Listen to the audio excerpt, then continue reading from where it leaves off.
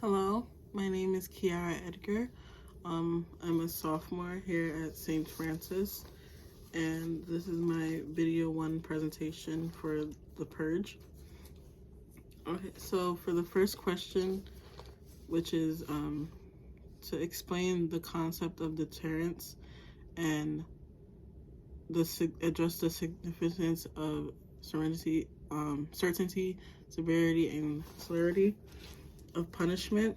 I said, based on the deterrence chapter by A.B. Brisman and Emon Karabine, I said, which said, deterrence can be defined as being based on the idea that humans will naturally violate the law if they are able to do so, and that crime can subsequently be discouraged if members of the public fear the punishment they may receive if they break the law.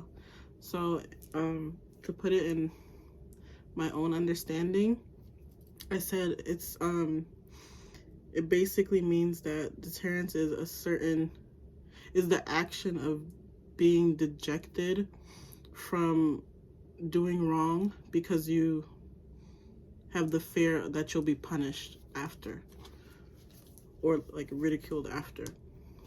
And deterrence is supposed to force people, it's like insurance to force people to be law-abiding citizens and do the right thing. And I said the concept of certainty, severity, and celerity of punishment are that both certainty and severity of punishment is implemented into our criminal justice system and has been here for like many years. The purpose of certainty and severity of punishment is to create harsh punishments depending on the crime to deter a person from reoffending a crime and to prevent others from offending. I said, however, based on the deterrence chapter, which shows that oftentimes certainty and severity doesn't have much of an effect because not many people know or understand how serious certain crimes are and what the punishment will be until they, get arrested and they go on trial, and then they find out but then it's too late for them to do anything. For celerity, it is it's like the fastness or the swiftness of a punishment, and it's how in many cases we can see evidence of celerity being overlooked. For example, with the George Floyd situation, I believe it took months before the officer was arrested.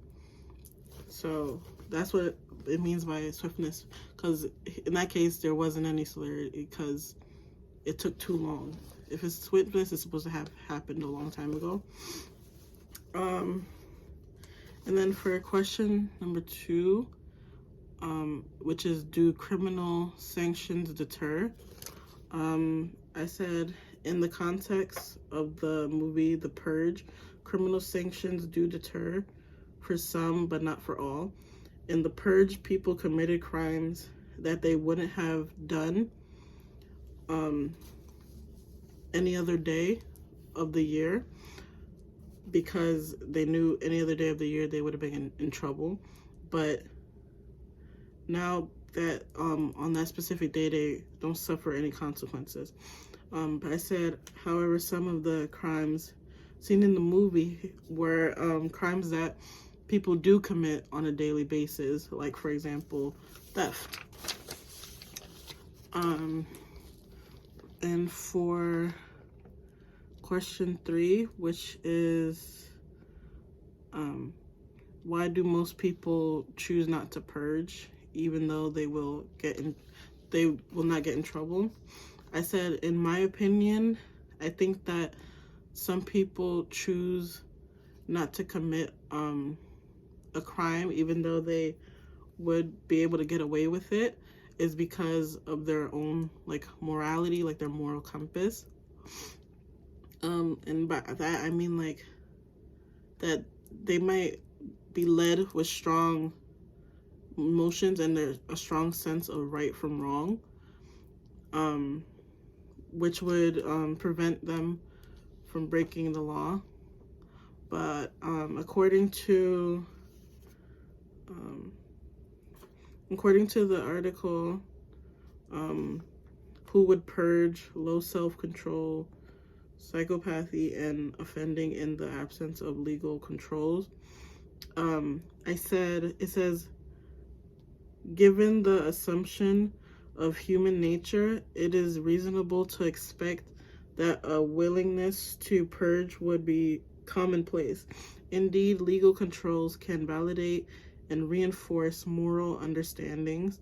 As a result, the anticipated guilt, shame, remorse, and social stigma of crime that otherwise can act as a moral filter. So, because of our natural human emotions, a lot of people find it hard to commit certain crimes because they have limitations with their moral compass.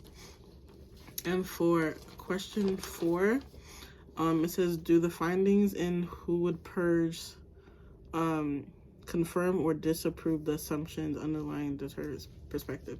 I said the findings in the article Who Would Purge does confirm the assumptions underlying the deterrence perspective, because it relays the message that based off of what was shown in the Purge movie, many people began to commit crimes once they realized that the day had come, that the one time of the year they would be able to commit crimes without the fear of being ridiculed or getting into trouble. And that shows that if they were never given the liberations to commit those crimes, they wouldn't, because of the fear of being punished. Well, that was all for my presentation. I hope that you enjoyed it. Please stay safe. Thank you. Bye.